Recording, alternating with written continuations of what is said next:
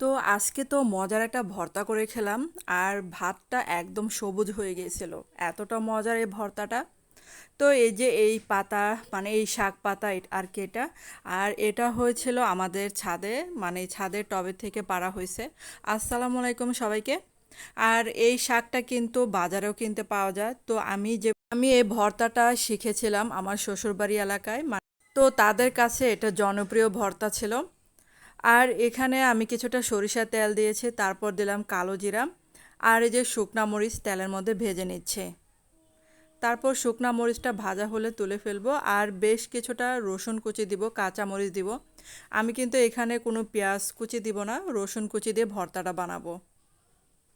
আর খুবই হেলদি একটা খাবার এটা কিন্তু। তারপর শাকটা কুচিয়ে নিয়েছিলাম ধোয়ার পরে। আর আরেকটু তেল দিয়েছিলাম কড়াইয়ে, তারপর এই শাকগুলো ভাজবো এখন। আর লবণটা দিয়ে দিব এখানে, আর কিন্তু আমি পরে কোনো লবণ দিব না।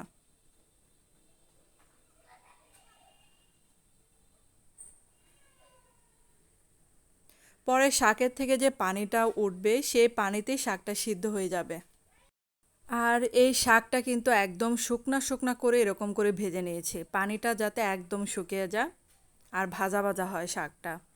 তারপর এখানে আমি ব্লেন্ডারে সব কিছু একসাথে নিচ্ছি।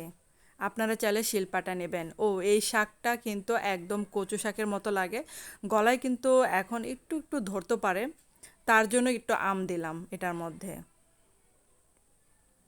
আর এই শাকটা কিন্তু কচু শাকের মতোই, মানে খেতেও অনেকটা কচু শাকের মতো লাগবে। তো এই যে ব্লেন্ডার করে নিয়েছি, এখন এটা ব্লেন্ডার থেকে নামিয়ে তারপরে যে শুকনা মরিচ হাতে করে পরে মাখিয়ে নেব। আর সরিষার তেল আর দিব না, কারণ এখানে অনেকটা সরিষার তেল দিয়ে আমি রান্না করেছিলাম। তারপর হয়ে গেল ভর্তাটা। আর এই যে সাদা ভাতের সাথে সবুজ সবুজ করে খাবো, কি যে মজার এই ভর্তাটা। আর আমার চ্যানেলে নতুন হয়ে থাকলে চ্যানেলটাকে সাবস্ক্রাইব করে পাশে থাকার অনুরোধ রইল। আর সাথে একটা বেল আইকনটা আছে, সেটা ক্লিক করে রাখবেন, তাহলে আমার প্রতিদিনের ভিডিও নোটিফিকেশন চলে যাবে আপনাদের কাছে। তো ধন্যবাদ সবাইকে ভিডিওটা দেখার জন্য।